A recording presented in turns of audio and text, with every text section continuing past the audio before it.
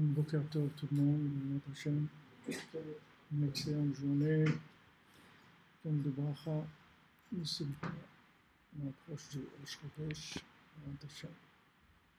Tchachut, Rosh Chodesh Cheshvan, Mar Cheshvan, c'est un mois qui n'a pas de lumière. Première lumière, c'est à venir, c'est Chanukah, jeudi soir, demain soir, Bezrat Hashem. Alors hier on a vu cette Nekuda là, que c'est-à-dire comment vivre avec l'ashgacha, c'est-à-dire l'ashgacha pratique. Ce qu'on appelle l'ashgacha pratique, ça veut dire que maintenant nos conditions de vie, elles vont être optimisées par Hachem, de manière à ce qu'on utilise notre bechira au maximum de ce qu'elle peut être. C'est-à-dire que maintenant, on a un libre arbitre, ça c'est une fonction qu'on a, mais il faut que ce libre arbitre il soit utilisé comme il faut. Comme si vous prenez quelqu'un qui a un diplôme de médecin et vous le mettez à faire de la boulangerie. C'est dommage parce qu'il ne va pas utiliser ses connaissances. Nous, on a un libre arbitre. Ce pouvoir de libre arbitre là, il faut qu'il soit dans des conditions optimisées. Sinon, il ne sert à rien. À quoi il sert le libre arbitre? De choisir un costume bleu au lieu d'un costume marron. C'est pas ça le libre arbitre. Le libre arbitre, c'est que dans chaque situation, il y a une possibilité de se rapprocher d'Hachem, de révéler Hachem. Mais c'est-à-dire c'est-à-dire c'est chaque situation, il y a une possibilité de révéler Hachem tout le temps, que ce soit la nourriture, l'argent, tout ce qu'on fait. Seulement, il faut qu'on nous mette dans les conditions optimisées pour qu'on puisse utiliser notre Bechira. Alors, du côté d'Hachem, il n'y a pas de problème. Ça, c'est le jugement de Rosh Hashanah.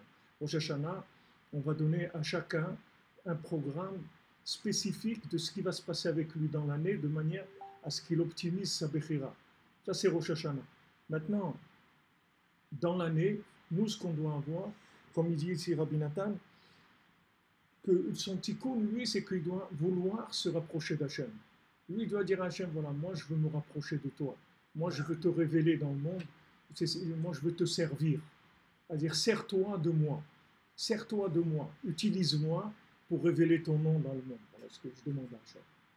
Maintenant, quand tu dis ça, tu vas voir que, putain, il y a des choses qui vont se passer.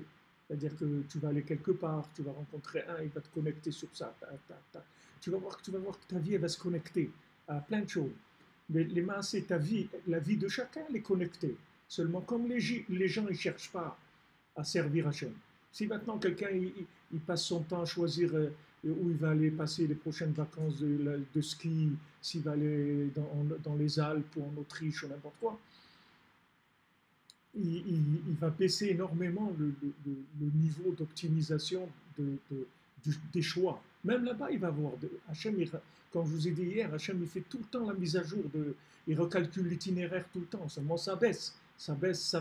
Tandis que si maintenant, tu viens en Eretz Israël, c'est-à-dire que tu dis, voilà, Moïnian, c'est Eretz Israël. Tu viens habiter en Eretz Israël.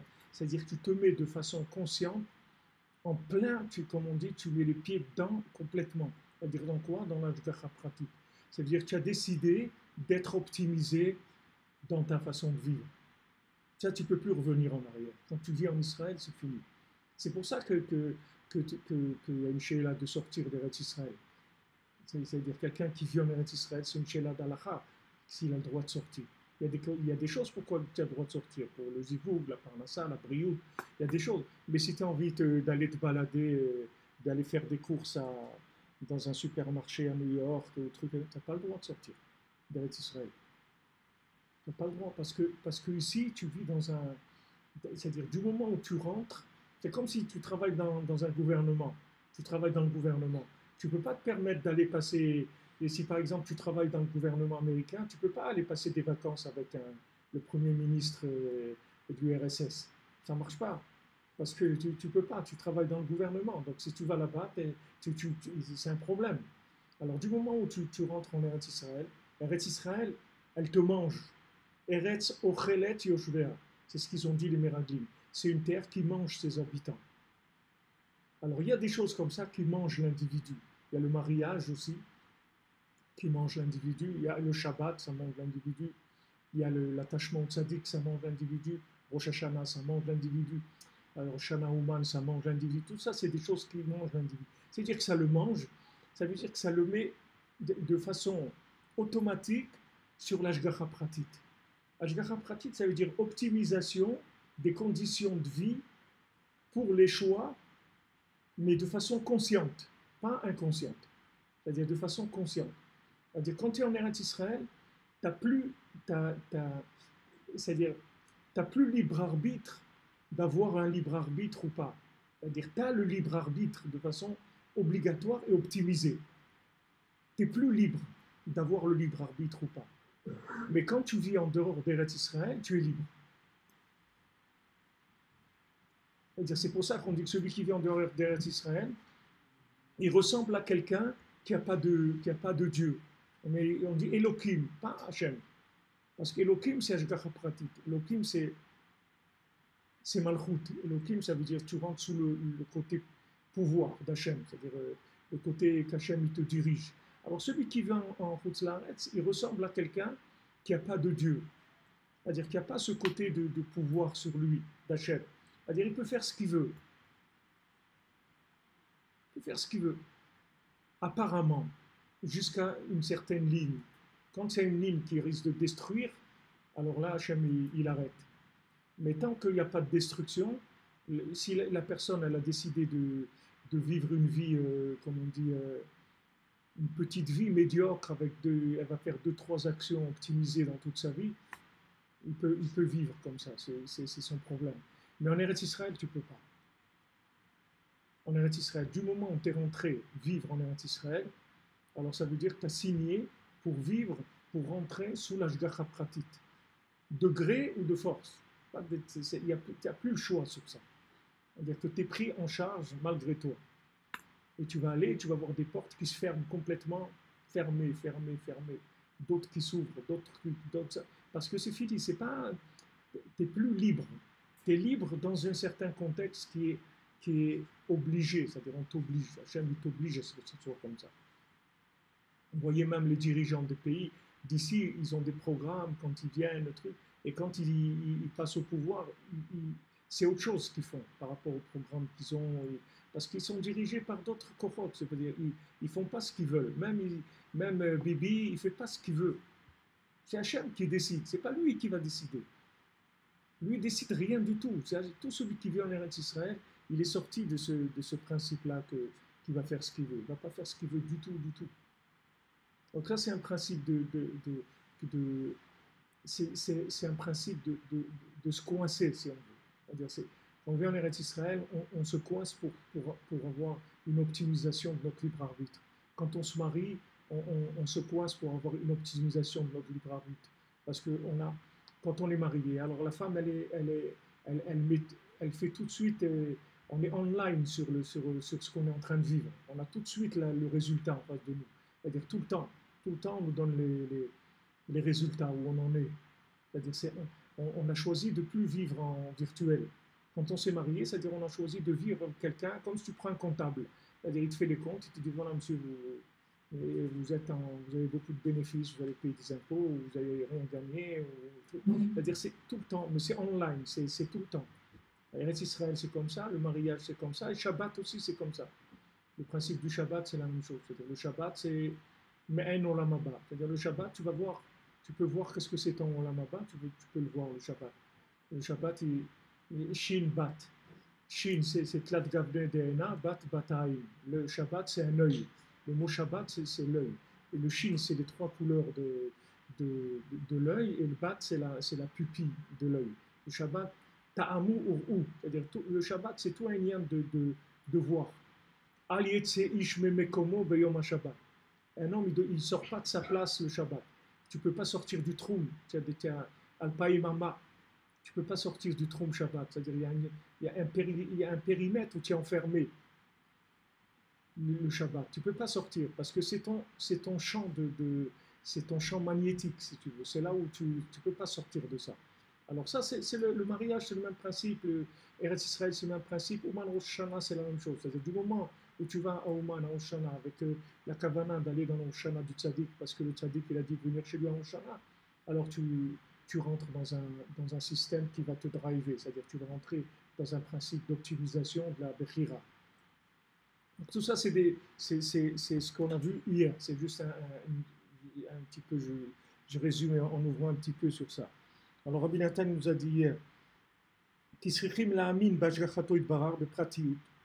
c'est-à-dire on doit avoir la émouna dans la providence divine de façon particulière à chacun. Que Hachem, il voit, toutes ces notions de Sofé, Mabit ou Mashgiach, c'est toutes des notions c'est toutes des notions de comment Hachem il regarde.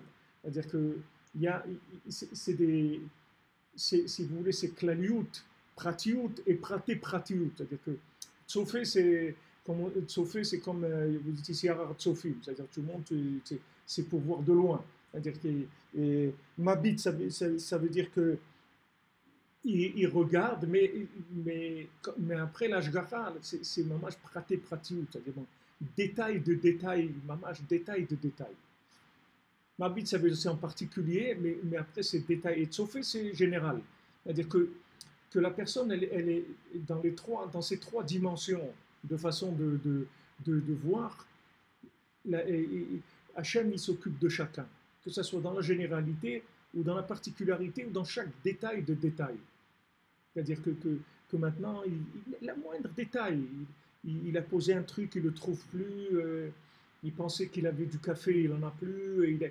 Il devait aller acheter quelque chose, il est arrivé, il a oublié ce qu'il devait acheter, il revient et il téléphone. N'importe quelle petite chose, il faut savoir que tout est surveillé, c'est-à-dire dans chaque détail. Pourquoi? Tout pour optimiser la Bechira. Tout pour optimiser le libre arbitre. Dans le but que tu fasses des bénéfices sur terre. Que tu sortes de ton Gilgoul, tu sortes enrichi, que tu sortes avec beaucoup de récipients pour aller vers l'infini. C'est là où c'est chacun maintenant. Si tu cherches de façon générale de te rapprocher d'Hachem, alors on va s'occuper de toi. Plus toi tu vas chercher à te rapprocher d'Hachem, plus on va te donner des conditions optimisées pour que tu puisses te rapprocher d'Hachem. Comme Anil et Dodi, Vedodili, c'est-à-dire Elou, c'est les deux. C'est-à-dire toi tu vas vers Hachem et Hachem il vient vers toi. Et que plus tu vas vers lui, plus il vient vers toi. C'est-à-dire tu ouvres, tu vas te rendre compte que dans chaque détail, chaque chose elle était calculée. Même si tu ne te rends pas compte, il te dit il est un mille.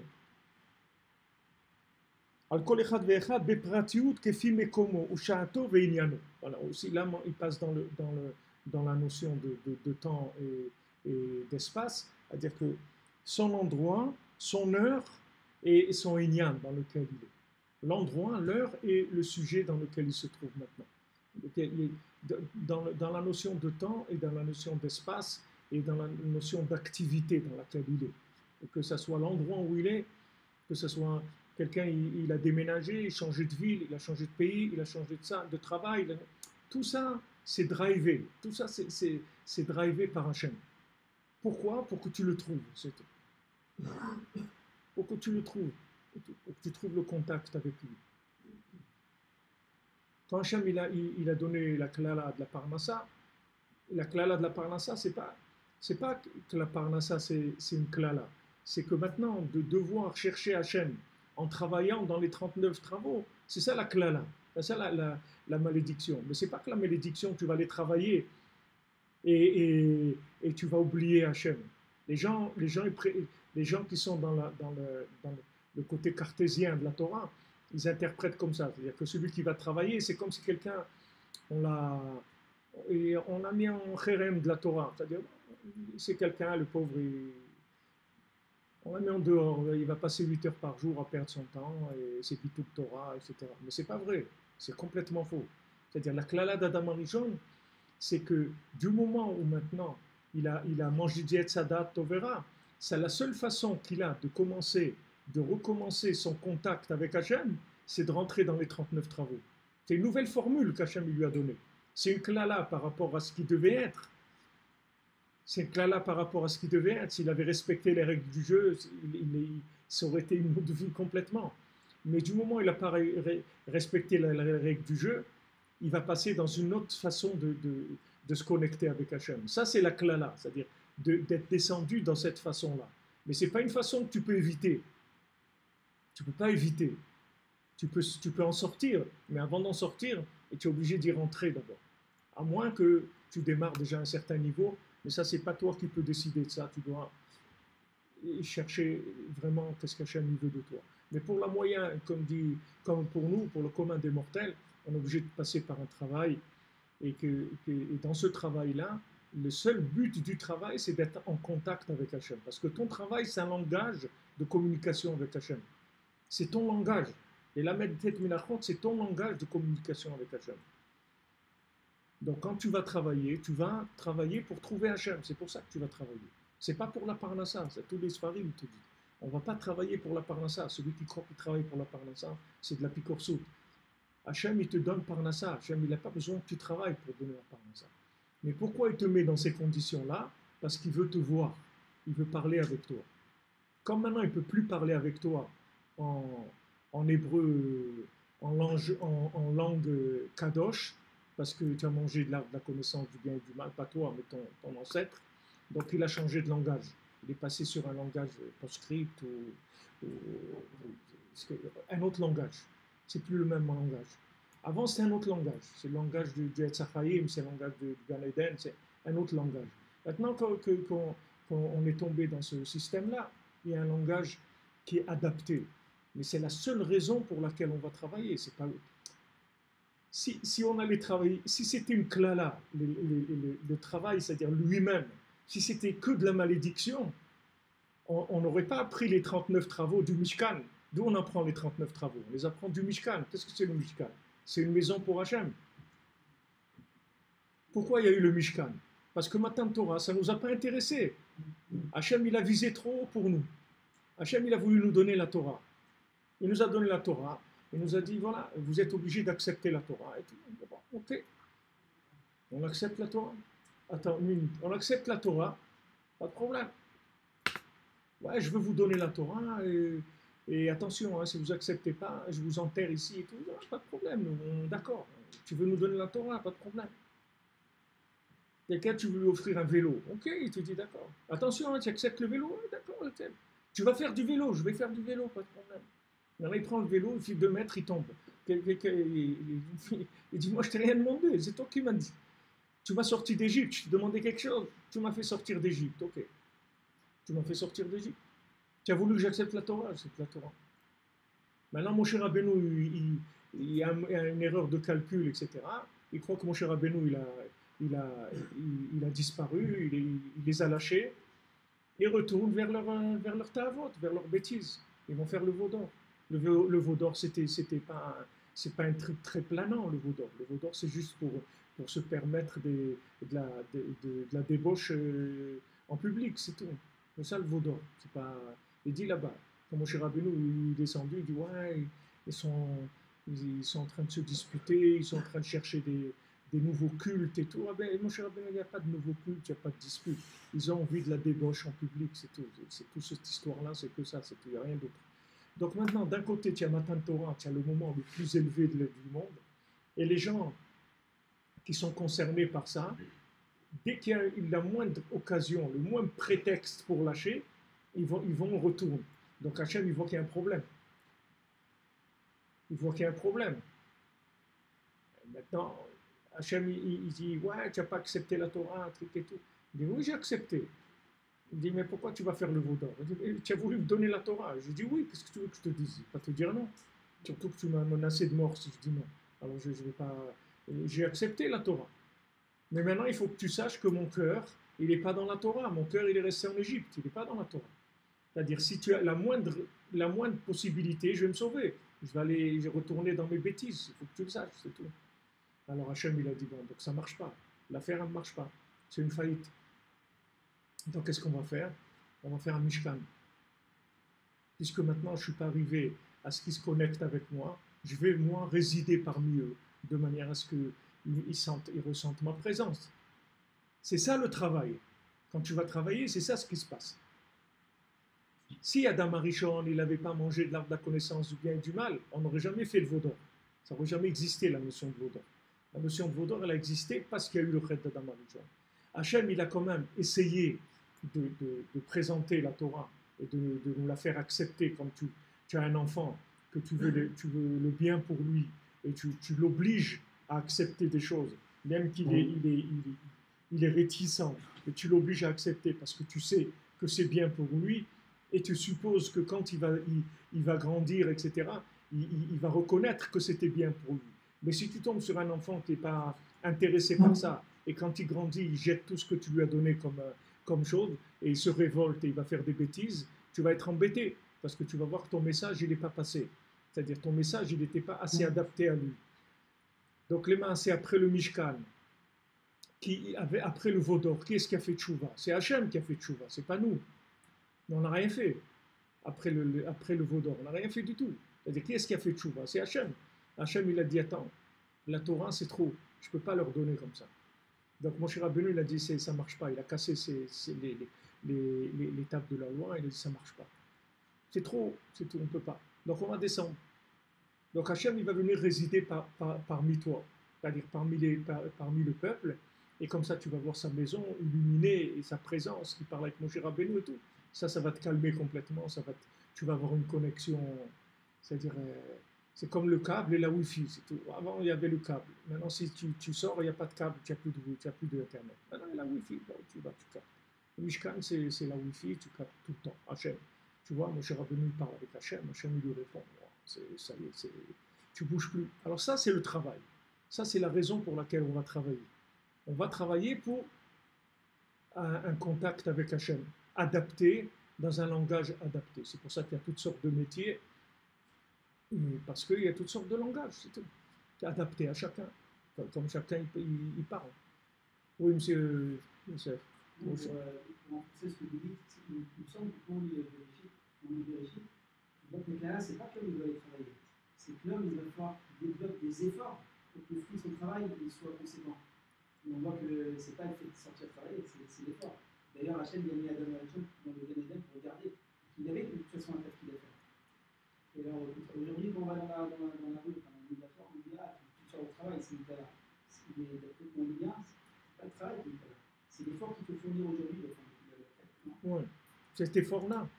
Je ne sais pas, peut-être, j'ai pas j'ai pas vu quelque chose sur ça, mais le principe, c'est que si tu veux, c'est toujours la même chose. C'est de recréer des conditions. On recalcule l'itinéraire, c'est tout. Mais le but, c'est toujours le même. C'est la connexion avec Hachem. Quand tu descends, c'est la même chose. Maintenant, tu es bien. Tu es dans Avodat Hachem, tu fais ton Hitbodedut, tu étudies, et boum, d'un coup, tu te prends un truc, tu tombes. D'accord, tu laves des trucs, tu n'arrives plus, etc. Maintenant, quand tu tombes, c'est pas un éloignement. C'est que maintenant, tu étais en train de te planter dans ton truc. C'est-à-dire que tu es monté, et à un moment, tu as commencé à croire que tu as compris quelque chose. Tu as commencé à avoir un peu d'orgueil, un peu de trucs et tout. Alors Hachem il dit, là tu es sur une mauvaise route mon ami. Alors tu vas tomber. Quand tu vas tomber, c'est juste pour que tu recalcules l'itinéraire, c'est tout. Il n'y a rien de mal à tomber. On reste en bas. Hein? On reste en bas. Quand ça reste en bas, ça veut dire que tu te fâches. Tu te fâches, ça veut dire que tu as de l'orgueil. Tu te fâches. Tu es fâché. Tu es fâché parce que tu croyais que ça y est, que tu allais voir Eliyahu Hanavi et tout. Au lieu de voir Eliyahu Hanavi, tu as trouvé, je ne sais pas qui, un clipa ou un truc comme ça. Tu t'es trouvé dans le contraire complètement. Comment on sort? C'est ça le Bechira, c'est de ne pas se fâcher. Le Bechira, c'est que tu fais ce qu'il y a à faire là où tu es, c'est tout. C'est-à-dire quand on te calcule l'itinéraire, tu prends un nouvel itinéraire, c'est tout. Tu poses pas de questions, tu fais pas des trucs d'humeur, tu te vexes pas, tu te fâches pas, tu boudes pas. Ce qu'on te donne à faire, tu le fais, c'est tout. Avant, tu travaillais sur des diamants, maintenant tu travailles dans des poubelles, c'est la même chose, tu travailles, ça ne change rien.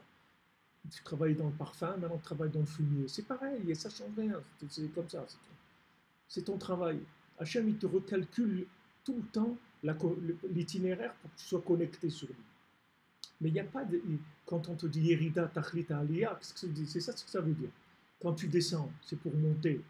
Mais alors, quand on te dit ça, si tu ne comprends pas ça, comment ça marche, tu vas dire, mais si Tachlita Aliyah, laisse-moi dans la Aliyah. Si tu me fais danser à la cave, tu descends dans la cave pour que je remonte sur la terrasse. Mais je suis déjà sur la terrasse. Pourquoi tu vas me faire descendre dans la cave pour me faire remonter? Aliyah, c'est la connexion amitié. Oui, c'est-à-dire, non, là, c'est-à-dire que tu étais dans une Aliyah fictive. C'est-à-dire, non, au début, elle était bien, la Aliyah. Elle était vraie, elle était sincère et tout, elle était nifla. Mais après, tu t'es installé, tu as cru que tu étais un patron de l'endroit.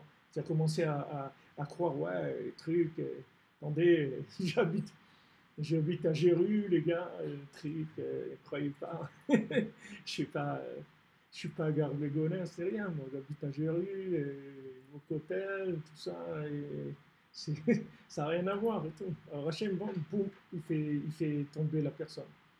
Alors, quand la personne, elle tombe, elle dit alors c'est comme ça, ça ne m'intéresse pas et tout. Je veux pas.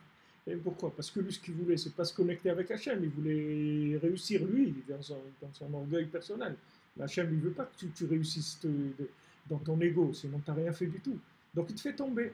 Mais il ne te fait pas tomber pour te faire tomber. Il te fait tomber juste pour que tu refasses mieux l'exercice, qu'il soit mieux la prochaine fois.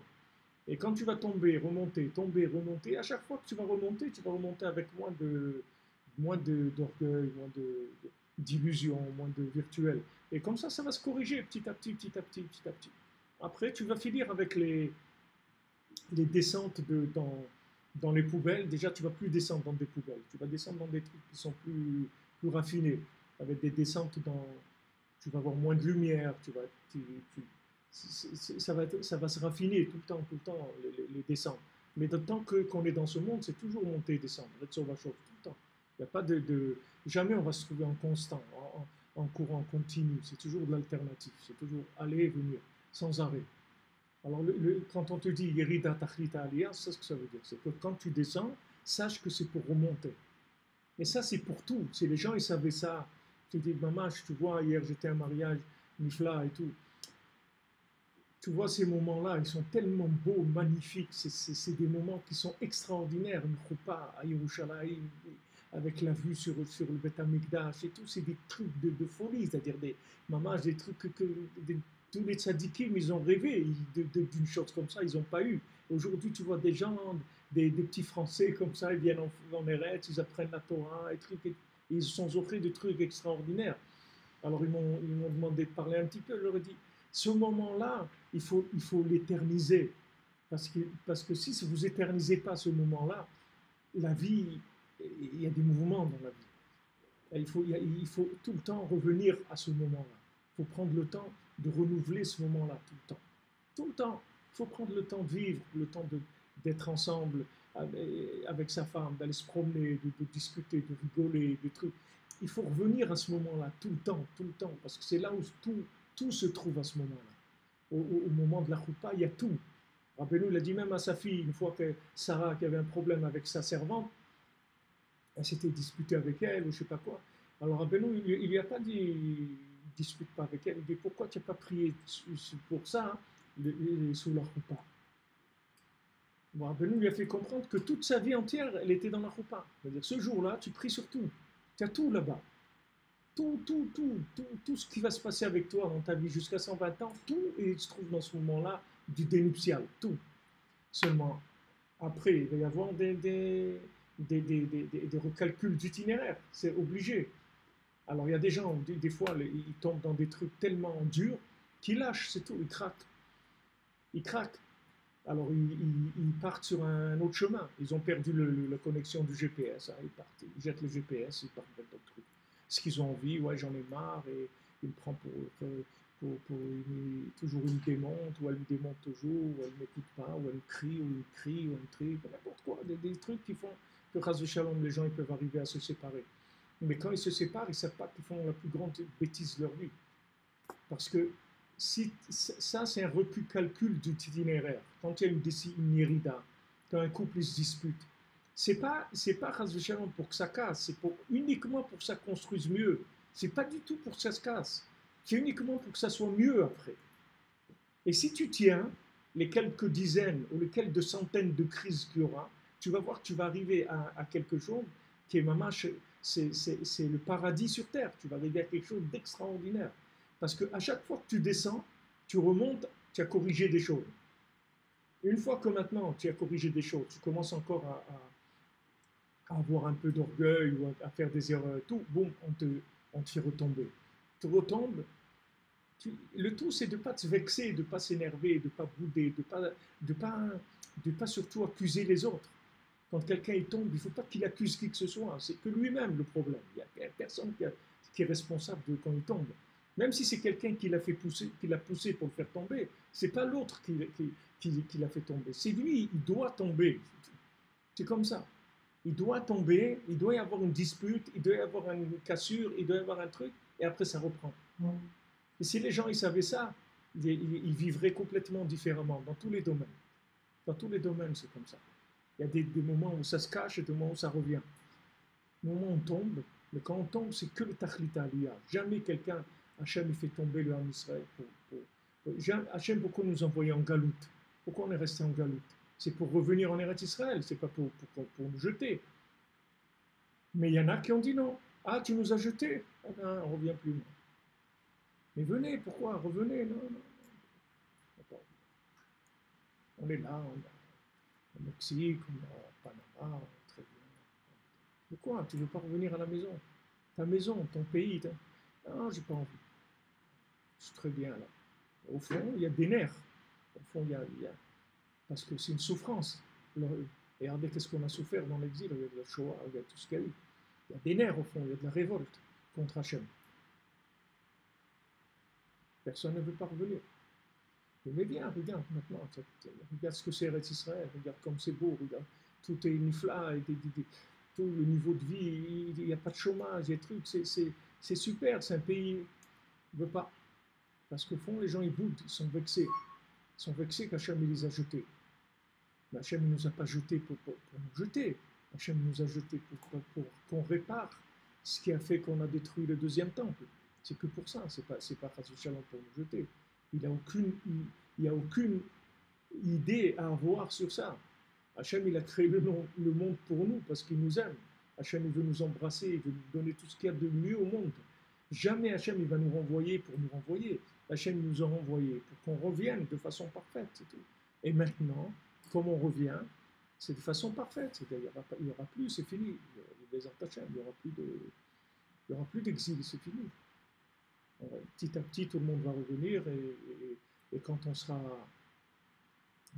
15 millions ou 20 millions ici, ça y est, on va boucler la première étape de l'histoire de l'humanité. Ça sera bouclé, on passera à autre chose. Mais il y a beaucoup de gens qui sont énervés. Ils sont très énervés. Alors, il y a des gens, quand ils tombent dans un domaine, ils s'énervent. Alors, ils ne veulent plus essayer. Mais jamais Hachem, il te fait tomber pour te faire tomber. Hachem, toujours, il te fait tomber pour que tu te relèves mieux qu'avant. Jamais Hachem, il faut que tu comprennes qu'Hachem, il ne veut pas ton mal. Quand Hachem, quelqu'un m'a écrit hier, il m'a dit, Ravifra, regardez, j'avais pas envie de prier, j'ai même pas été au mikvé. Le mikvé, il est à 30 mètres de moi, j'ai pas envie d'aller. Je suis dans la synagogue, je tourne, j'ai pas envie de prier. À peine j'ai mis les tefilines, j'ai fait schéma. J'ai pas fait la tefila. Alors quelqu'un, il a ça, il croit que maintenant, Hachem, il a repoussé. Mais Hachem, il n'a pas repoussé. Hachem, il te fait tomber pour que tu pries mieux, pour que tu ailles au mikvé mieux. Parce qu'Hachem, il voit que tu n'exploites pas ton truc. Tu as perdu le rapport avec la chose pour l'optimiser. Tu ne l'exploites pas de façon optimisée. Donc Hachem, il veut que tu l'optimises. Alors qu'est-ce qu'il fait? Il te déconnecte pour que tu refasses une nouvelle connexion. Et la nouvelle connexion, d'où elle va venir? Tu vas la prendre du jour de la choupa. C'est-à-dire tu vas le prendre du début. Tu vas retourner à la case départ. De là-bas, tu vas repuiser des forces sincères, pures, vraies, etc., qui vont te permettre de prendre les choses de façon autre. Parce que c'est vrai que tu vas au mikvé tous les jours et tout, mais tiens, ton mikvé, c'est devenu un truc où si tu as oublié le shampoing, ou si tu as oublié ta brosse, ou ta serviette, le truc, ça y est, ça te prend la tête, tu dis, ah là là, j'ai pas pris ma douche, ce truc. Il n'y a que ça, Hachem te dit, attends, c'est le mikvé, mon ami, tu sais qu'est-ce que c'est un mikvé et tout. Alors maintenant, tu as oublié, tu t'es attrapé sur tout ce qui vaut rien dans le truc. C'est-à-dire, tu as mis toute ton attention, ton cœur sur les trucs qui valent rien du tout. Alors Hachem, il te l'enlève, c'est tout. Mais quand il te l'enlève, c'est pas pour t'enlever le mikvé, c'est pour t'enlever toutes les bêtises que tu as collées avec, tous les gadgets que tu as collés sur ça. Il veut te les enlever pour que tu vois la chose comme elle est bémette. Mais jamais Hachem, il t'enlève quelque chose pour te l'enlever. Toujours, c'est pour te le donner mieux. C'est jamais pour te l'enlever. Même la mort, c'est pas pour nous enlever la vie, c'est pour donner plus de vie. C'est pas pour enlever la vie. Quand Hachem, il fait que quelqu'un il meurt de ce monde, c'est pour qu'il vive mieux dans l'autre monde. C'est pas. Rabbi Nachman, il a dit, une fois il y avait un enterrement, les gens ils pleuraient, et Rabbi Nachman il dit, vous savez pourquoi ils sont en train de pleurer, qu'est-ce qu'ils pensent les gens? Ils sont en train de dire, ouais, vénard et tout, toi tu t'en vas et tout, tu nous laisses ici dans la mélasse. C'est ça qu'ils pensent les gens. C'est ça qu'ils sont en train de penser. Ça y est, ouais, toi tu vas aller au paradis et tout, et nous tu nous laisses ici avec tous les soucis, tous les trucs. Mais parce que Béhémet, c'est comme ça, c'est pas. Même la mort, vu sous le côté du bon vivant, si on veut, c'est très dur. Mais vu du côté de quelqu'un qui sait qu'est-ce que c'est la vie, c'est Niflaméon. C'est écrit dans Bereshit. Tov Meod, c'est quoi Meod? C'est la mort. C'est ça, Tov Meod. C'est pas que Tov, c'est Tov Meod. Meod Tov. Pas que Tov. Mais par rapport aux gens qui sont ici, alors ça fait de la peine, ces trucs, c'est des repères qui disparaissent, de l'affection, des trucs et tout. Mais pour la personne elle-même, il n'y a rien de mieux que ça. Si Hachem il a décidé qu'il a terminé, il a terminé. Qu'est-ce qu'il a resté ici? Il ne va pas rester ici à rien faire. Qu'est-ce qu'il va faire dans ce monde? Quand quelqu'un il a son petit coup, il l'a réparé. Après il va vers autre chose. Il ne va pas rester ici. Tout Yérida, tout chaque fois qu'on descend, c'est jamais pour être en bas. C'est toujours pour mieux monter. Toujours pour mieux monter. Toujours, il faut avoir ça dans la tête. Parce que malheureusement, on est dans Klipat Esav et toujours il essaye quand on a une descente, de faire croire que. Il y a combien de gens de religions qui sont jalouses de nous. Voilà, on avait quelqu'un qui est venu nous voir la semaine dernière, quelqu'un de chrétien. Il est venu nous voir. Il me dit j'étais chrétien, quelqu'un de chrétien, à fond dedans, toute ma émouna, tout, j'étais quelqu'un de chrétien, complètement dedans. Et un jour, j'ai lu dans, je ne sais pas quelqu'un a dit Saint-Jean, je ne sais pas comment ça s'appelle, j'ai lu là-bas que le salut, il vient des Juifs.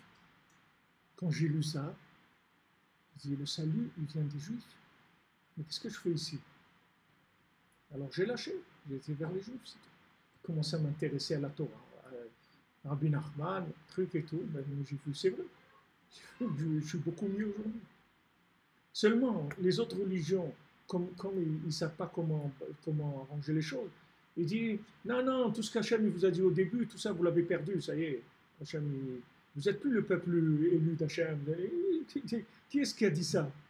Ça, c'est toi qui le dis, parce que c'est jaloux, c'est pour ça.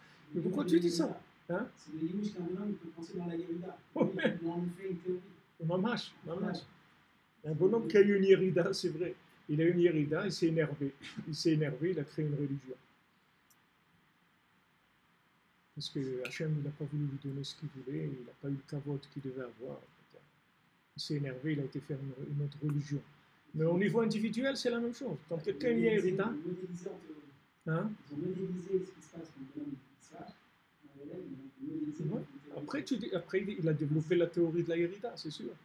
Mais tous les juifs qui ont fait des théories, le marxisme, le truc et tout, ça vient de ça. C'est la même chose. Le marxisme aussi, c'est une religion. Mais c'est pas une religion c'est une religion de pensée. Toutes les philosophies, tous les juifs qui sont rentrés dans tous les systèmes de pensée, même tous les systèmes de prix Nobel ou de n'importe quoi. C'est tout des gens énervés, c'est tout. C'est tous parce qu'ils sont énervés. Pourquoi un juif il veut être prix Nobel? Pourquoi un juif il veut être meilleur musicien du monde? Pourquoi il veut être le meilleur artiste du monde? Pourquoi il veut être le plus grande fortune du monde? Pourquoi le premier ingénieur du monde? Pourquoi il veut être le premier? Tu es déjà le premier, Hachem il t'a choisi déjà. Tu es le peuple élu de Dieu. Tu es déjà le premier. Avant de commencer, il t'a donné déjà la place. Non, non, non, je suis énervé. Je vais aller réussir dans la Hérida. Je vais essayer d'être le premier dans la Hérida. Je vais aller avec les cancres et là-bas, je vais être le premier. Je vais aller dans un royaume d'aveugles et là-bas, je vais réussir là-bas. Pourquoi tu cherches à réussir là-bas? Tu as déjà réussi. Avant de commencer, tu as déjà réussi. Qu'est-ce que tu veux? Ouais, mais pourquoi Hachem nous fait ça? Pourquoi Hachem il a fait la Shoah? Fais ce que tu as à faire. Ne pose pas de questions sur Hachem. Fais ta vie, c'est tout. Avance. Ouais, pourquoi ma femme me crie? Pourquoi mon mari me crie? Pourquoi? Ne dis pas pourquoi. Il y a un nouvel itinéraire, prends un nouvel itinéraire. Ne demande pas pourquoi c'est comme ça. Ouais, mais pourquoi il rentre et truc voilà, comme une dame m'a dit la semaine dernière, voilà, pour la fête de Simchat Torah, j'ai tout préparé la maison, je me suis préparé les enfants, tout, j'ai préparé un super gâteau, truc et tout. Il est rentré et comme s'il n'a rien vu, il n'a rien dit. Bon, allez à table, vite, je suis fatigué, le truc. Elle m'a dit, je suis rentré à la salle de bain, j'ai prié, j'ai pleuré pendant 10 minutes et après je suis essuyé mes larmes et je suis revenu à table parce que je ne voulais pas que les enfants ils souffrent, etc. Elle dit, voilà ce que ça a été mon Yom Tov et tout, une catastrophe. C'est pas une catastrophe, c'est un nouvel itinéraire, c'est tout. Tu avais prévu comme ça, ok, tu avais prévu comme ça. Hachem, il veut mieux que ce que tu as prévu. Elle dit, mais ça c'est mieux, oui, ça c'est mieux. Pourquoi? Parce que tu vas voir que ça va être mieux. Tu vas voir que ça va être mieux. Tu vas voir que tu vas arriver à mieux. Et si tu acceptes à chaque fois que ça descend, tu acceptes la descente, Bessimcha, c'est-à-dire tu acceptes le recalcul, l'itinéraire, Bessimcha, tu vas voir que tu vas arriver à mieux. Comme un monsieur qu'on a qui est venu avec nous à Ouman, la Rosh Hashanah, il est venu en voiture, en camping-car. Maintenant, quand il est revenu, quand il était à Ouman, on lui a volé dans son camping-car des trucs, et on lui a volé notamment son GPS. Donc il est revenu de Ouman en France sans GPS. Donc il demandait, etc. Et il s'est trompé, et bien sûr, à un moment, il s'est trompé de route. Il est parti en Bulgarie, je ne sais pas où il a été, en Bulgarie, en Hongrie. Il est parti en Hongrie, il a fait un détour de 200 km, mais en fin de compte, il est tombé sur des gens de 90 ans qui étaient des cousins germains à lui. Il les a découverts en Hongrie. 90 ans, des cousins germains à lui. La même Maintenant, si tu dis, ouais, Trick, ils m'ont volé le GPS, c'est Trick, voilà, je me suis planté, 250 km, l'essence, le temps, je suis pressé, tu dis, attends, tu vas voir. Attends, tu vas voir le gâteau que je te prépare, il est beaucoup plus beau que celui-là. Attends, tu vas voir, je te prépare quelque chose de merveilleux. Attends un petit peu. Attends. Les gens, ils ne peuvent pas, il faut qu'ils voient des cash and carry, il faut des résultats immédiats. Immédiat, tout de suite. Mais si c'était tout de suite, Hachem, il aurait déposé le bilan depuis longtemps. Il y a des 5778 ans qu'Hachem, il attend pour amener le monde à son but. Il faut de la patience, c'est tout. Tu es tombé, ok. Mais qu'est-ce que je peux faire maintenant? Ça, je ne peux pas faire. Qu'est-ce que je peux faire? J'ai pas envie d'aller au mikvé, j'ai pas envie de faire ça, j'ai pas envie de faire ma tefila. Qu'est-ce que je peux faire? Faire boire un café, faire une belle bracha. Ah, qu'est-ce que je vais faire la bracha? J'ai pas fait la tefila. Mais non, tu es idiot. Ne mélange pas les trucs. Qu'est-ce que tu peux faire maintenant? Une belle bracha chez Akol, ben fallait, c'est tout. Et tu vas te rendre compte chez Akol, c'est Nifla et tout. Après, quand tu vas remonter, tu vas te rappeler que quand tu étais en bas, qu'est-ce qui t'a permis de te reconnecter et tout? C'est cette bracha de chez Akol bien sur le café. Alors quand tu vas être en haut, tu ne vas pas l'oublier. Tu vas bien faire les brachot. C'est-à-dire à chaque fois, ça va se raffiner. Tu vas réparer à chaque fois. Chaque fois que tu descends, tu remontes, tu répares.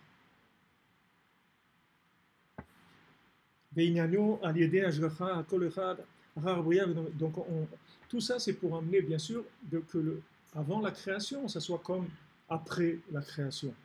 והידי יכול לדבק את עצמו לשם יתברך ולהיות נכלל בו יתברך בכל מקום שהוא בבחינת פליאה דעת ממני נשגבה לא אוכל לה ואנה מפניך אברח. Regardez, il dit, et grâce à ça, il peut se coller, s'attacher à Hachem et s'inclure dans Hachem dans tout endroit dans lequel il va se trouver. C'est-à-dire, c'est pliadat, vous voyez ce que je veux dire, c'est des pliadat, c'est-à-dire, c'est des pélés, c'est des choses qui sont merveilleuses, extraordinaires. C'est-à-dire, je ne peux pas comprendre ça. Pliadat humani, c'est quelque chose, je ne peux pas être conscient. C'est quelque chose de caché, de très haut, que je ne peux pas, comme je vous dis, cette personne-là, elle perd le GPS. Comment quelqu'un il peut imaginer que qu'on lui vole son GPS, c'est pour qu'il retrouve des cousins à lui qui ont 90 ans et que s'il ne les voit pas maintenant, peut-être qu'il ne les reverra jamais dans sa vie. Comment quand quelqu'un lui a volé son GPS, il peut imaginer ça? Il ne peut pas imaginer, c'est impossible d'imaginer. C'est ce qu'il te dit, c'est quelque chose qui dépasse l'entendement. Tu ne peux pas imaginer. Donc sache que quand on t'a volé quelque chose, quand on t'a volé ta vie aussi, quand on t'a cassé ton shalom bayit, on t'a cassé ta parnassa, on t'a cassé, c'est toujours pour que ça soit mieux. Jamais Hachem, il va te faire pire, toujours mieux. Rabbi Nachman, il dit Hachem, il fait toujours le monde, Shainer en Shainer, de mieux en mieux, toujours de mieux en mieux. Et Rabbeinu, il criait sur les gens qui disent ouais, avant c'était mieux et tout. Rabbeinu, il dit c'est du sheker, c'est du sheker. Il dit aujourd'hui, un Ben Adam moyen, un smicard, il vit mieux qu'un duc de l'époque du Moyen-Âge. Un smicard. Tu prends un smicard aujourd'hui, il vit, il a des conditions de vie meilleures qu'un duc à l'époque du Moyen-Âge. Toute la technologie, tous les transports, tous les trucs. Un duc qui ne pouvait pas être en Israël et vivre en Israël et travailler à Paris. Il ne pouvait pas faire ça. Le plus grand duc qu'il y avait, il ne pouvait pas faire ça. Aujourd'hui, tu peux. Il y a des gens, ils habitent à Ranana et travaillent à Paris. Ils partent lundi, ils reviennent jeudi. Ça, ce n'était pas possible avant. Et c'est toujours mieux. La vie, elle est toujours mieux. Donc chacun, il faut savoir que à chaque fois que ça se casse, c'est pour que ça remonte. C'est jamais pour que Chas Shalom, ça se détruise. L'homme, dans sa tête, c'est comme ça, parce qu'il a comme on dit, il a la mémoire courte, c'est-à-dire la batterie, elle est petite, c'est-à-dire l'élastique, il est court. Il n'a pas une grande, il n'a pas beaucoup de patience. Mais si tu sais ce que c'est, comme regarde David Ameller, ce que tu fais avec moi, ça dépasse l'entendement, ce que tu fais avec moi. Et si tu attends, tu vas voir que tu vas avoir une bracha, quelque chose d'extraordinaire.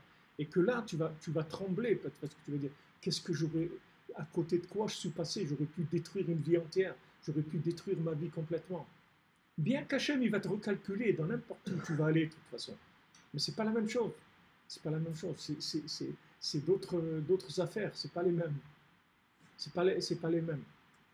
Le Baal Shem Tov, quand il a perdu sa femme, il dit, bon, après quand il s'est remarié, il a dit quand j'avais ma première femme, Eliyahu Hanavi, je le voyais dans le marché. Quand j'étais au marché, je voyais Eliyahu Hanavi. Maintenant, avec ma deuxième femme, je le vois au Beth Midrash, pas dans le marché.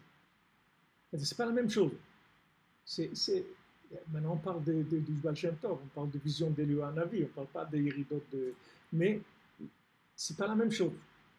Quand la personne elle a quitté la route parce qu'elle est énervée ou n'importe quoi, il y a des conditions dans la vie qui ont voulu que... C'est pas la même chose, c'est tout. C'est autre chose. On va te recalculer l'itinéraire, mais c'est autre chose. C'est pas la même chose. Tandis que si tu restes dans ce que Hachem t'a préparé comme chemin, tu vas voir que tu vas arriver à des bénéfices, des choses qui dépassent ton entendement. Tu ne peux pas imaginer du tout ce qui va se passer avec toi. C'est pour ça que Rabbi Nachman, tout le temps, il se renouvelait. Tout le temps qu'il apprenait quelque chose, après il le jetait. Alors on lui dit, mais attends, tu n'as pas... Il dit, mais ce que j'ai appris là, avant je ne le savais pas, je ne savais même pas que ça existait. Donc ça veut dire qu'il y a d'autres choses à apprendre. Maintenant, si je ne jette pas ce que je sais, je ne vais pas pouvoir aller vers d'autres compréhensions. Donc je ne sais rien, c'est tout. Je ne sais rien. Il dit, attends, regarde, c'est merveilleux. Laisse tomber, ça y est, c'est passé ça. Il y a d'autres choses.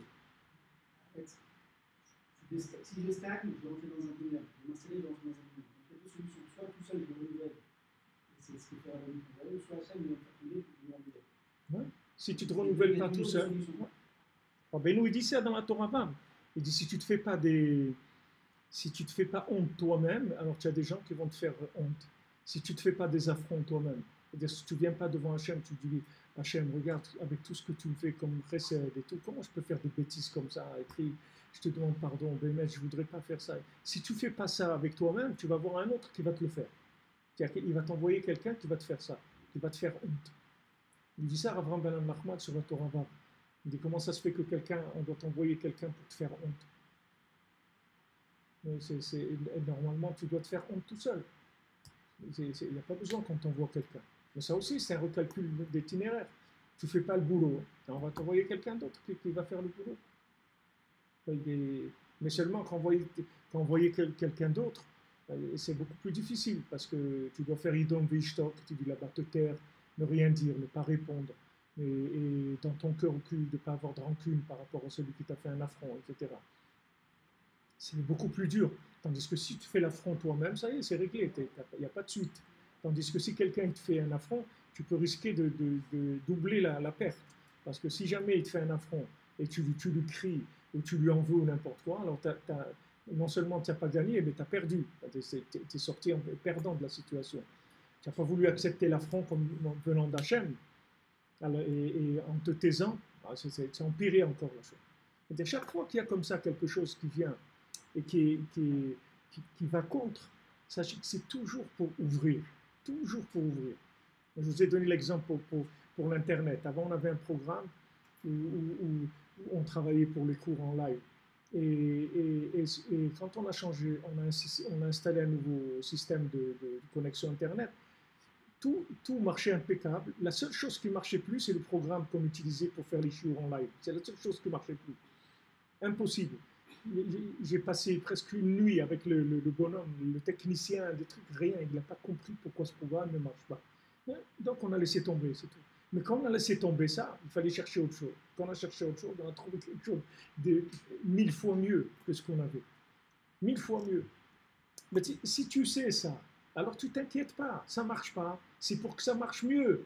C'est pas pour que... C'est pour que ça marche mieux. C'est pas pour que... Jamais Hachem, il va te faire quelque chose pour que tu sortes perdant. C'est uniquement parce que dans ta tête, tu te révoltes. C'est pour ça que tu perds. Mais si tu ne te révoltes pas, jamais tu seras perdant. Jamais. Il n'y a rien que tu vas supporter dans ce monde que tu sortiras perdant. Jamais. Toujours gagnant. Seulement, c'est Nisgeva Louchalla. C'est tellement haut que je ne peux pas voir. Tu ne peux pas voir. Comme si tu vois un avion en haut, un petit point comme ça. Et on te dit, non, mais dedans, il y a 400 personnes qui sont là-bas, ils mangent, ils écoutent de la musique, tout ça. C'est rien, c'est un petit point. Non, attends, tu vas voir, il va atterrir, tu vas voir. Et quand l'avion il atterrit, tu vois des gens, des valises, des trucs. Mais quand c'était là-haut, tu vois rien du tout. Quand tu es en bas, tu vois l'avion, c'est un petit point, tu vois rien. Et quand ça descend, ça vient vers toi, tu vas voir. C'était une richesse extraordinaire qu'il y avait là-dedans. Jamais tu vas perdre avec Hachem. Jamais. Jamais Hachem te fera des choses pour te faire perdre. Si tu comprends ça, si tu m'amines dans ça, ça y est, tu es tranquille dans ta vie. Ça, tu peux pas. Tu vas là, la route elle est fermée, là, tu prends une autre route, le truc il est là. Tu avais un rendez-vous avec quelqu'un qui devait venir pour signer un contrat, il n'est pas venu, ça veut dire qu'il va en avoir un meilleur, ça veut dire qu'il ne fallait pas faire ça. Tu ne te poses pas de questions. Ouais, pourquoi il n'est pas venu, on a pris rendez-vous. Pas de questions, ne t'énerve pas, ne te truc. Passe à autre chose, c'est tout. Passe à autre chose. Hachem, il veut te donner mieux. Tu sais pas ce qui t'attend, tu sais rien. Donc, suis le recalcul du GPS, c'est tout. Et tu verras que tu vas arriver à destination. Ah, mais avant, il m'a dit de tourner à droite, maintenant, il me dit tourne à gauche. Qu'est-ce que c'est ça? Mais c'est normal, il te recalcule l'itinéraire. Maintenant, là-bas, c'est des sens interdits, tu ne peux plus aller de côté, il faut aller de l'autre côté. Toute la vie, elle est comme ça. Mais les gens qui veulent du résultat rapide, avec la logique, qui veulent comprendre, pourquoi il n'est pas venu? Pourquoi il m'a dit qu'il allait l'acheter, il ne l'a pas acheté? Pourquoi il m'a dit qu'il devait me le vendre, il ne l'a pas vendu? Pourquoi il était... Moi, je devais acheter un magasin ici en RS, et j'ai pris rendez-vous avec la personne. Elle m'a dit à midi, et quand je suis arrivé à midi, il a commencé à me crier, le gars. Il m'a dit, je t'avais dit à 11h. Je ne m'ai jamais dit à 11h, tu m'as dit à midi. Il m'a dit, ben, tant pis pour toi, il y a quelqu'un qui est venu, il l'a acheté déjà. Donc, tant pis. Et je suis parti, j'étais content. Et heureusement que je ne l'ai pas acheté, c'est un trou. Heureusement que je ne l'ai pas acheté. Heureusement, Baruch Hashem, je n'ai pas acheté ce trou-là. Baruch Hashem, c'était un truc noir. Baruch Hashem, tu vois qu'il n'y a pas, si tu suis le GPS, il va t'amener à destination. Mais ne te révolte pas. Commence pas à dire, ouais, pourquoi il me fait ça, il me fait passer par là. Il sait où il t'amène. Il y a une vision d'en haut. Je te dis, voilà, David Ameller lui-même, il dit, pourtant David Ameller, c'est quelqu'un qui voyait, comme il a dit lors de Besançon, avec David Ameller, il n'y a pas un endroit, une chose qu'il voyait pas le Shem Havaya, ou Tkevavke. On ne prend pas ici de quelqu'un comme nous. David Ameller, et là où il regardait, il voyait que le nom d'Hachem, dans tout ce qu'il y avait dans ce nom. Il voyait mamash le nom d'Hachem partout. Et pourtant, voilà, un homme comme ça, il dit, Nizgeva lo uchalla, il ne peut pas. Tellement élevé qu'il ne peut pas. Ve'amna mipanecha evrach. Chez David Ameller, matmia she'y efshar le'avin ech yatsa bria mikoach el ha'po'al v'na'aseh ribuy. Voilà, le David Ameller, il dit, comment je vais me sauver de devant toi? C'est-à-dire que David Ameller lui-même, il s'étonne, il dit, comment on a pu arriver à ce que le monde, il sorte du potentiel à la réalité, c'est-à-dire qu'il y a le monde comme Bereshit, et comment il y a un ribouille, qu'à cause de ça, il y a une hydrachakut, qu'à cause de ça, on s'est éloigné chez Uprenat Bricha, c'est-à-dire que c'est une d'ailleurs, c'est intéressant de voir que c'est comme Bechira, c'est-à-dire Bricha, c'est-à-dire que la personne, au lieu d'être Bocher, elle est Boréach. C'est-à-dire Bocher, ça veut dire qu'elle reste dans la connexion avec Hachem pour faire le bon choix. Et il y a d'autres, non, il voit un problème, il est Boréach, c'est tout, il se sauve. Ou il a trouvé un ribouille, c'est-à-dire une démultiplication qui arrivait à du mensonge, et il a choisi le mensonge. Il est Boréach de la Torah d'avant la création. C'est-à-dire, il se sauve du plan. Lui-même, David Ameller, il ne comprend pas comment on a pu arriver à une telle transformation, à une telle méconnaissance de la vérité. Telle méconnaissance de la vérité que quelqu'un il peut déclarer que le Kotel, c'est pas le Kotel, que Israël, c'est pas Israël, qu'un homme, c'est pas un homme, c'est une femme, qu'une femme, c'est un homme, n'importe quoi. C'est-à-dire, ça s'est tellement démultiplié qu'on ne retrouve plus la trace du modèle original. On ne trouve plus où il est le modèle original. David Ameller, il s'étonnait de ça. Il dit, comment c'est arrivé à une telle démultiplication?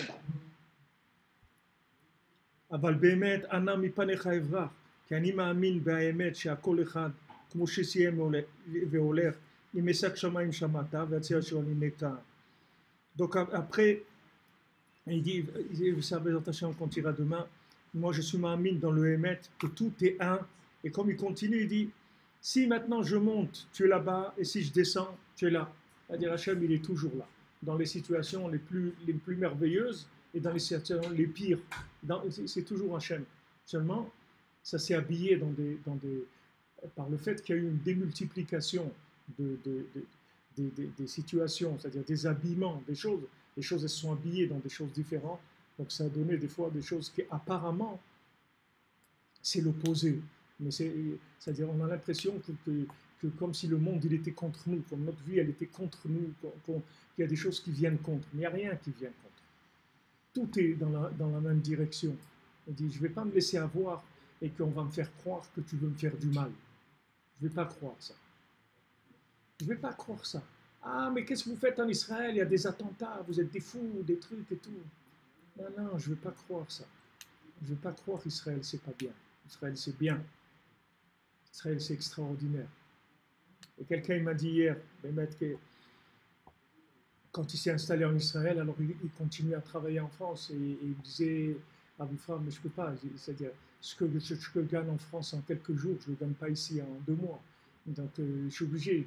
Je lui dis, regarde, sois ma'amine que ici il y a tout, que ici c'est la bracha du monde entier, elle est ici. Pour l'instant, c'est comme le monde du travail, c'est-à-dire ta connexion, ton langage d'Hachem, il se trouve là-bas encore. Hachem, il t'a fait chesed que tu es monté avant de connaître le langage d'Eretz Israël. Mais tu verras, si tu crois là-dedans, tu vas voir que ça va marcher. Alors, bon, Hachem, je l'ai rencontré hier, il m'a dit, Mamash, aujourd'hui, je vous promets que c'est devenu le contraire. Je vais en France des fois parce que je suis obligé, je suis engagé dans des choses, mais aujourd'hui, je gagne 4 fois plus en Israël que ce que je gagnais en France. Ça s'est retourné. Au bout de 5 ans, ça s'est complètement retourné. Il n'y a pas il y a pas de choses qui sont... Tu ne vas pas perdre avec Hachem. Tu ne vas pas perdre. Maintenant, c'est comme ça, c'est tout. Plie-toi au système comme Hachem il te le présente. Et tu verras que ce système, comme il se présente, il va t'amener... Mais pourquoi il se présente comme ça? Parce qu'il y a eu ribouille. Il y a eu du ribouille, c'est-à-dire qu'il y a eu de la démultiplication des éléments. Et chaque fois qu'il y a eu démultiplication, il y a un mensonge qui s'est collé. Puisque quand ça s'est démultiplié, il y a eu une interprétation de la chose qui a permis à un mensonge de venir. Comme quand on jouait, on était petit, on appelait ça le téléphone arabe. C'est-à-dire on disait un truc à quelqu'un, et il disait à l'autre, et on était assis 20 ou 30 comme ça. Et après, à la fin, il fallait que le premier dise qu'est-ce qu'il a dit, et le dernier, qu'est-ce qu'il a entendu. C'était rigolo, parce que ça n'avait rien à voir. C'est-à-dire, le message, quand il est passé dans 30 personnes, il est arrivé, ça n'a rien à voir, on se pliait de rire. Parce que et jamais c'est arrivé que ça passe par 30 personnes, c'est la même parole. Mais ça se transformait. Ça, c'est pareil. Le fait que ça s'est démultiplié, alors les choses, elles ont pris des formes différentes. Mais ce qu'il y a dedans, c'est toujours pareil. Donc si tu ne te laisses pas attraper par l'extérieur, comme il se présente, tu restes attaché toujours à Echad. Et Echad, c'est tout, il n'y a que Hachem. Ah, maintenant il se présente comme ça, mais c'est Hachem. Il s'est présenté avec la Shoah, mais c'est Hachem. C'est Hachem. Mais comment c'est possible? Il n'y a pas de comment. Il n'y a pas de comment. Pourquoi un accouchement, c'est aussi douloureux? Parle avec une femme qui a accouché son premier enfant. Tu vas voir qu'est-ce que... Si elle peut t'exprimer qu'est-ce que c'est la douleur d'un accouchement, tu ne peux même pas imaginer. La Gemara dit pourquoi un homme, Hachem fait qu'il n'a pas des enfants. Parce que si un homme il avait un bébé dans son ventre, il serait suicidé. Un homme il ne peut pas supporter quelqu'un qui est en train de vivre dans son ventre. Il ne peut pas, c'est impossible. Une femme, non seulement elle le porte, comme Raphaël avait dit à quelqu'un il est venu se plaindre que sa femme ne lui faisait pas à manger, ou je ne sais pas quoi. Alors Raphaël il lui a dit, tu prends une pierre de 10 kilos, tu l'attaches sur ton ventre, pendant 6 mois, après tu viens me parler. Et ça, c'est une pierre. Ça ne parle pas d'une pierre, c'est un être vivant qui grandit, qui une vie à l'intérieur. Tu ne sais même pas ce que c'est, tu ne vois pas. Et après l'accouchement, c'est des douleurs. Hachem Ishmo, on ne peut même pas imaginer la souffrance que c'est. C'est une souffrance terrible. Pourquoi c'est comme ça? Comme ça, c'est tout. Après, ça passe. On passe à autre chose. Même une femme, elle doit amener un korban parce que quand elle a accouché, normalement, parce que quand elle a accouché, elle a de la révolte. La douleur, elle est tellement forte qu'il y a de la révolte. Alors, elle amène un korban, comme quoi au moment de l'accouchement, elle a eu des pensées qui n'étaient pas bien. C'est difficile. On ne dit pas maintenant qu'il n'y a pas de souffrance. Il y a de la souffrance. Mais il ne faut pas que la souffrance, elle t'amène à Avodah-Zarah. Il ne faut pas que la souffrance, elle t'amène à sortir du culte, aller dans un culte étranger, aller commencer à servir des cultes étrangers, c'est-à-dire d'autres moyens, d'autres trucs. Reste dans Echad, reste avec Hachem, c'est tout. Et tu verras que quand ça va passer, la chose, la révélation va être plus grande que ce qu'elle était avant. Bezrat Hachem, bonne journée, Hatzlacha.